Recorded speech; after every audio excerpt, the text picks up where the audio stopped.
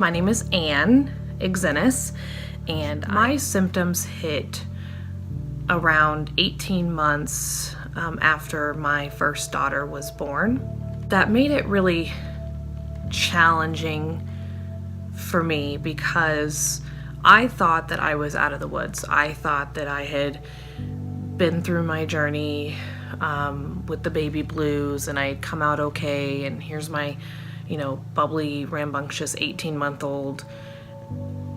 So I should have been okay. I should be okay. So why am I experiencing these things? Which led my mind to even further convince myself that it wasn't postpartum depression and anxiety, that I was truly a monster because I didn't have a little infant newborn. I had an 18-month-old, so I must be crazy and this must be real, and these intrusive thoughts, they're not because of postpartum depression and anxiety because my baby's 18 months old. Realistically, I'd been suffering for, I suspect, the entire 18 months, but had gotten so accustomed to the anxious feelings and the depression that I began to think or feel that it was normal.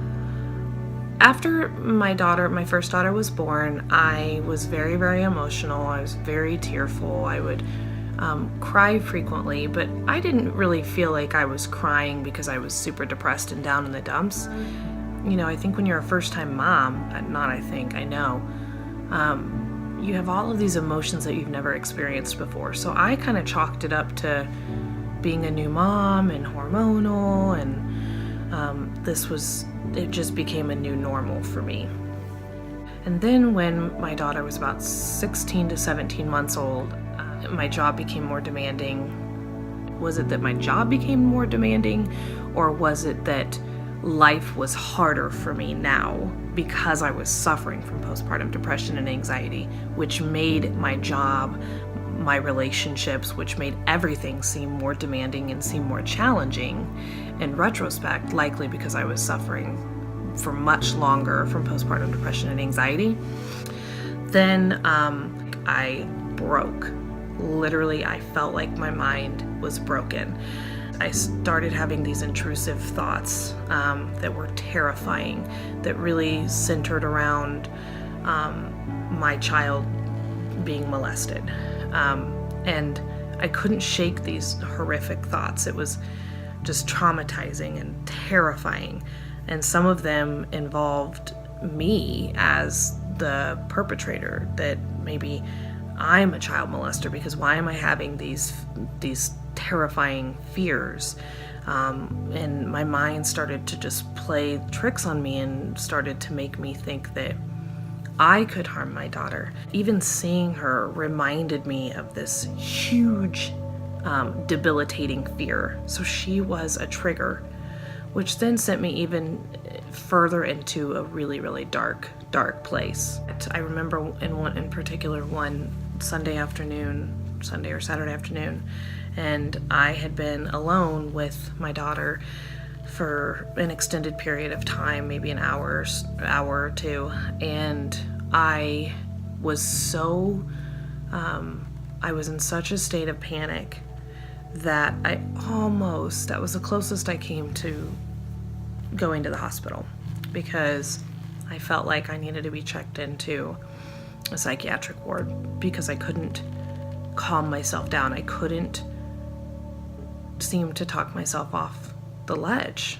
I had to separate myself in our home, and read a study book that my therapist had given me about the symptoms of postpartum depression and anxiety, and how to calm yourself down when you're in the thick of it, which was, taking deep breaths, which was reminding myself that my intrusive thoughts are not me, and that this is a symptom of a disorder, of a, chemical imbalance in my brain.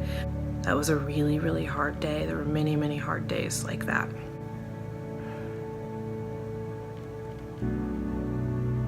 So the morning that I woke up and felt like I was broken, that I had broken, was because I felt as if my intrusive thoughts were real. I felt that I was a monster. I felt that I needed to not be anywhere near my daughter. I was terrified that I was going to feel this way forever and that I was never going to be able to have a relationship with my daughter again. Like, I couldn't even hug my daughter. I felt like I couldn't be close to her. And I was absolutely terrified, not only that I was a monster, but I was terrified that I was never going to be able to be a mom again. I immediately told my husband what was going on. Talking about it out loud, as terrifying and scary as that was the best thing that I did for myself to help start the healing process. While it was slow, it wasn't overnight, but I knew that every time I talked about my thoughts and my feelings that I felt a little better. It was hard, but it was the only thing that gave me relief, was to talk to my husband. I remember my first few sessions, I sat in that office and cried nearly the entire time. But the most important thing was that I talked through the intrusive thoughts that I was having. I talked through the fears that I had. I said them out loud. And those were the moments that I was able to start healing. You have to say it out loud. You have to remind yourself always that you are not your thoughts. And these things going on in your head are because you had a baby and you're suffering from a very, very real disorder. But it's a disorder that you can treat. It's a disorder that you can beat. It's a disorder that is more common than you could ever fathom. And while you feel like you are freaking crazy, and while you are going to have days where you feel like you're never going to be okay, you are. I am here to tell you, you are. You are going to be okay. And I'm proof of that. I'm able to hug my daughters. I'm able to kiss them 1,000,000 times a day.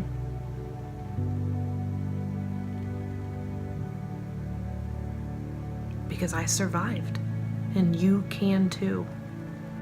Talk about the scary thoughts and feelings and fears that you're having. Get them out of your head and get them out into the open so you can see that you are not those scary thoughts. You are not those scary fears. And you are not a bad mom.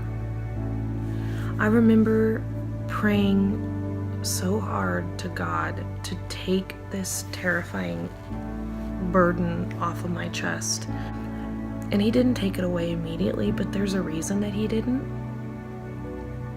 It's because I'm here right now, like talking and sharing my story for all of you.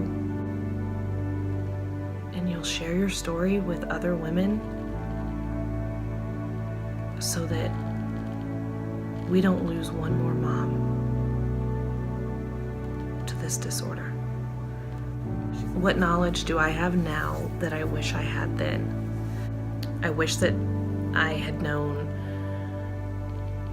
about intrusive thoughts and why we have them, why some women have them, why some women don't. There were days where I would have rather gone and gotten a freaking root canal than go and talk to my therapist, but I did it because I wanted to heal. I wanted to be able to be a mom and a wife again for my family.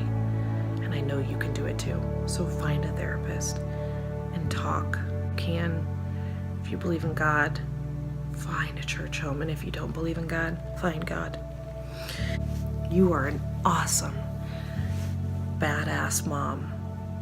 And you are an incredible wife. And you are going to make it. It's nothing to be ashamed of. It's normal. You are normal. And you kick ass. And you're strong. And you're going to beat this.